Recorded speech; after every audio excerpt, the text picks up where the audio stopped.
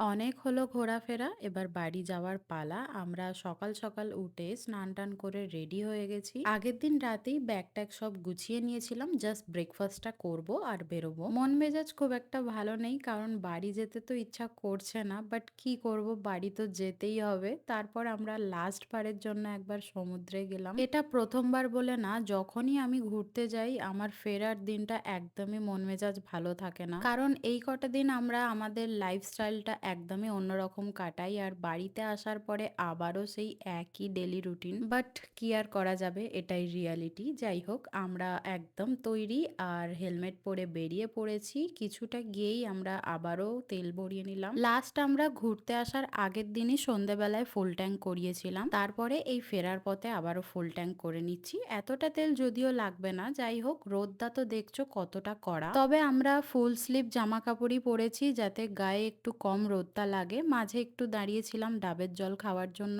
যাওয়ার সময় আমরা ঠিক করেই নিয়েছিলাম যে আসার সময় যতটা বেশি ব্রেক নিয়েছি এত বেশি ব্রেক না নেওয়ার চেষ্টা করব, যাতে তাড়াতাড়ি বাড়ি ঢুকে যেতে পারি। 12টার দিকে একবার দাঁড়ালাম খিদে পেলে কিছু খাওয়ার জন্য, বাট আমার তো এই ওআরএস খেয়ে এত শান্তি হয়েছে আমার কিচ্ছু খেতে ইচ্ছা করছিল না। কিছুটা রাস্তা আসার পরেই দেখলাম বৃষ্টি হচ্ছে, অল্প অল্প বৃষ্টিটা পড়ছিল, তার মধ্যে আমরা কিন্তু দাঁড়াইনি। তার কিছুক্ষণ পরেই দেখলাম বেশ জোরেই বৃষ্টিটা এসছে, তখন কিন্তু আমরা বাড়ির কাছাকাছি। ডানকুনি ক্রস করেই আমরা কিন্তু একটা পেট্রোল পাম্পে দাঁড়িয়ে পড়েছি, তখন বেশ জোরে বৃষ্টি এসছিল। আমাদের কাছে রেনকোট ছিল, কিন্তু বাড়ি ফেরার পথে আর ইচ্ছা করেনি আর রেনকোট বের করে পড়তে, আর বাড়ির কাছাকাছি আমরা চলেও এসছিলাম। তো এইভাবেই বৃষ্টিতে ভিজতে ভিজতেই আমরা বাড়ি ঢুকে গেছি।